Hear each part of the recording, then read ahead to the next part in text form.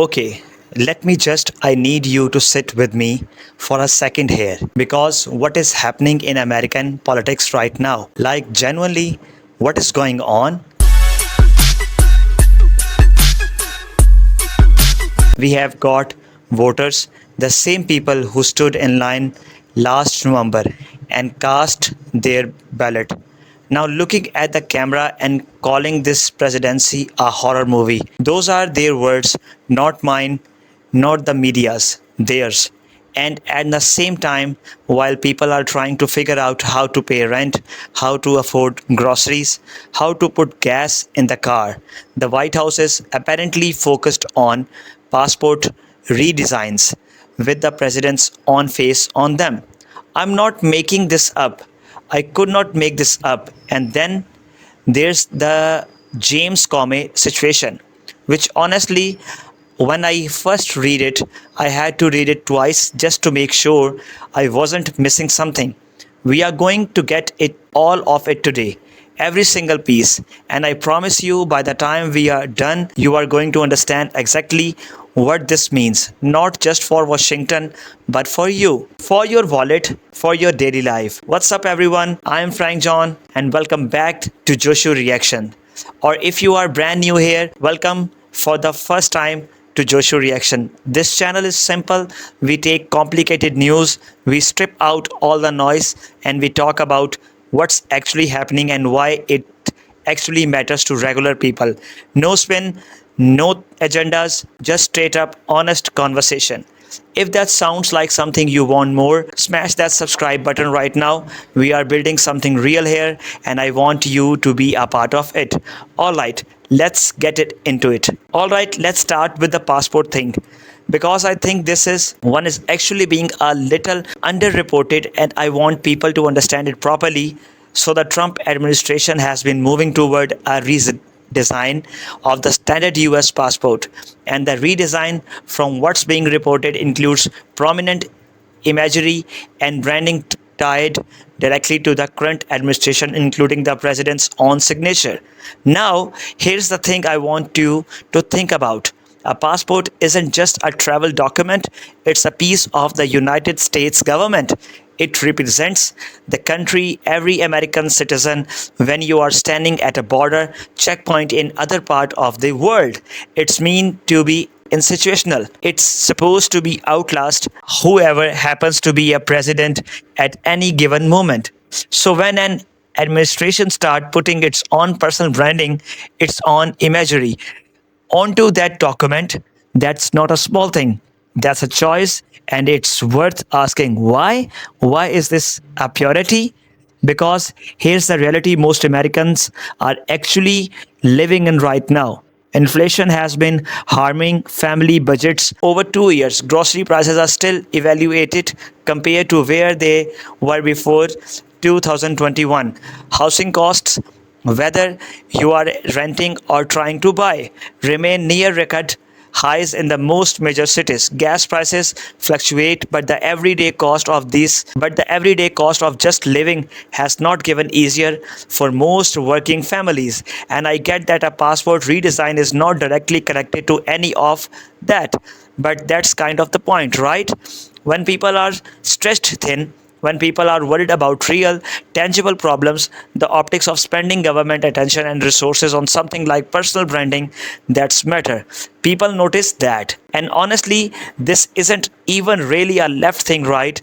This is a what are our actual priorities right now things. Because if you voted for the administration expecting it to focus on economy relief, on lowering your cost of living, on practical changes, seeing this kind of story probably stings a little bit, which actually leads us right into the next thing I want to talk about, because the Comey situation, that's a whole another level. Okay, so James Comey, for anyone who might need a quick refresher, James Comey was the director of the FBI. He was fired by Trump back in 2017 during the first term. That was already one of the most talked about moments of that presidency. That's been bad blood between these two for years publicly. But here's where we are now. Comey recently posted something on Instagram, and what he posted were seashells arranged in a pattern that spelled out 8647. Now, in common American slang, 86 mean to get rid of something or someone, and 47 is a reference to the 47th president, Donald Trump. And I want to be really careful here because I want to be fair. Using social media to send a message, even a veiled one, about wanting harm to come to any public figure, including a president, is something courts take seriously. There's a law around that. I'm not dismissing that completely, but here's the tension. Here's what makes it this complicated. If this were a random person on the internet who posted something like this, it would probably get a warning, maybe an account review. That fact that it's James Comey, a long-time political advisory of the president, and the facts that legally response was this swift and this public. It raises real questions about whether this is a matter of law or a matter of settings scores. And that question matters because the justice system in this country is supposed to be blind. It's supposed to be work the same way regardless of who you are, regardless of your relationship with whoever is in the White House. When it starts to look like legal tools are being used as political weapons against people who have clashed with the administration in the past, that erodes trust. It makes everyday people wonder, is this system actually protecting me, or is it just protecting whoever's currently in power? I don't think that's an unfair question to ask, and I think a lot of people, regardless of how they voted, are starting to ask it. And now the part of this video that I genuinely think in the most significant, because this isn't coming from political opponents, this isn't the opposition party, this is not something activist group, it's not the mainstream media going out and finding crisis. This is coming from his own voters.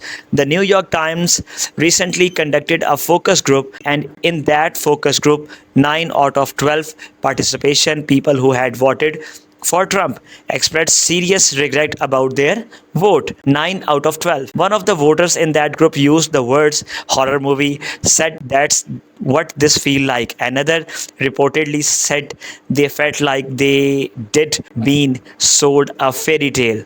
Man, think about that. These are not people who were ever going to vote Democrat. These are not people who dislike Trump going in. These are his people, people who believed in what he was promising, people who thought this time it will be different. This time we'll actually seeing change. And now, less than a year into the term, they are sitting in a focus group with the New York Times saying that they regret it. I want to be really clear about something here because I think it's important. This video is not about celebrating that. It's not about saying, I told you so. That's not what this channel is. What this is about is understanding why this is happening, because that's actually the useful part. When voters express regret this quickly, the openly, it tells you something about the gap between what was promised and what's being delivered. It tells you something about what people actually needed versus that they got. They didn't vote for passport redesigns. They didn't vote for legal action over an Instagram post. They voted for lower prices. They voted for stability. They voted for someone who they believed would make their everyday life a little bit easier. And right now, in their own words, that's not what they are experiencing. And here's the other thing. Focus groups are small. 12 people is not a national poll. I'm not going to pretend otherwise, but focus groups aren't supposed to be statistically representative. They are qualitative. They are designed to capture the feeling, the sentiment, the thing underneath the numbers. And what is one captured is frustration, real, genuine personal frustration from people who gave this administration as a chance and feel like that trust hasn't been honored. That's worthy pay attention to, no matter which side of the sleigh you are on. Okay, so let's zoom out for a second because I want to talk about what all of this actually means for regular people. Not Washington insiders, not political analysts, just people. Here's the honest reality. When there's political instability at the top, when focus shifts away from policy and towards personal battles, personal branding, personal venditates, the people who feel it first are always the people at the bottom. Working families, people on fixed incomes, small businesses owners, because leadership attention is a finite resource. Every hour spent on a passport redesign controversy is an hour not spent on healthcare costs. Every news cycle consumed by the Kome situation is a news cycle that's not focused on housing affordability, on student debt, on job growth. And that's not a partisan statement. That was true under every administration that got distracted from the basis. It's just how it works. For people in the US, especially in states where cost of living has risen sharply, the question is always the same.